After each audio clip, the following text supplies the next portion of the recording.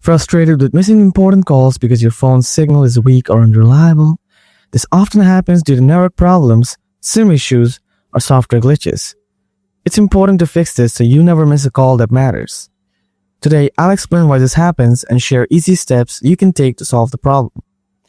Before doing anything else, make sure to turn out these things: airplane mode, do not disturb, power saving option, and then check your SIM card for proper installation and any signs of damage.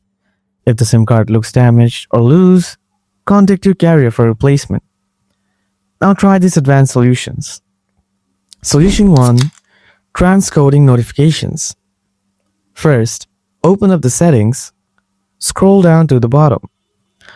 Now tap on developer options. Make sure to turn on the developer options. Then scroll down, find out media transcoding settings, tap on it. Then toggle on the show transcoding notifications. Solution 2. Block numbers. Check if the number you're expecting a call from is accidentally blocked. Go to the phone app, then tap on 3 dots from the top right corner.